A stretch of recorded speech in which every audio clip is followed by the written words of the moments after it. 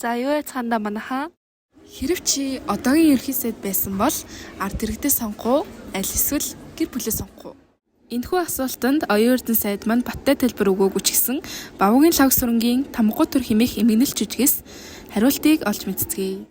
Энэхүү жүжигийн гол дүр бол хааны их болон бага гатнаас нь хэдхэн хормын зайтай төрөх хоёр нуган өр мэндэлснээр үйл явдал эхэлнэ.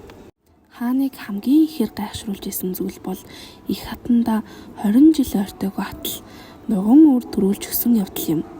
Хааны төшмөл болох игрэг хэмээх хорон санаат нь төрийн их хатантай бусрамг үтэл хийж хүүтэй болсон нь саяны төрсөн нуган үр аж.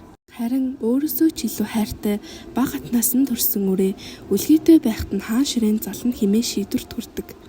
Энэхүү шийдвэрийг сонссон игрэг төшмөл их хатан дээр очин нуган үрсийг хооронд нь солих хорон санаа хилэн их хатныг ятгаж хамтдаа нуган үрсийг сольдог. Мэдээж хэсэг хугацааны дараа шийдвэрийг ёсчлон гүйцэлдүүлэн хаан сольсон хүүг бага хатнаас төрсөн хүүгээ хэмээн итгэж хаан ширээнд залснаар жүжигийн эхлэл хэсэг ийхүү төгснө.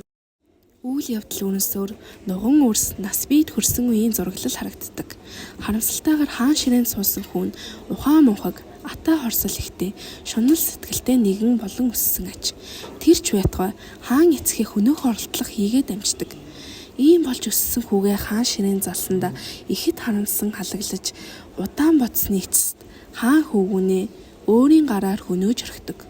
Энэ явдлыг харсан бага хатан хүүгээ алдсандаа нилээд гимшиж хүүгийнхэн араас хорвоог орхин оддог.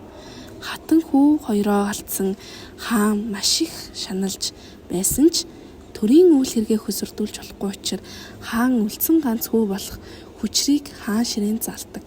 Энэхүү шийдвэрийг сонссон игрэг төшмөл өөрийнхөөг алсанд ихэд дургуутсан хаан ширээнд томилогдсон хүүгийг хөнөөж дараа нь хаан дээр очиод төрийн тамгыг одоо надад өг гэтэл хаан даапаалан инээж би төрийн тамгаа хатныхаа цээжинд хийн хадгалчихсан.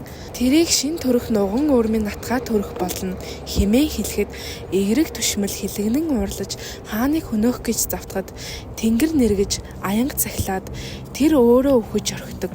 Ингээд эцэст нь шинэ хаан мэндэлж төрийн тамгаа дээш өргөн байгаагаар жүжиг төгсдөг байна.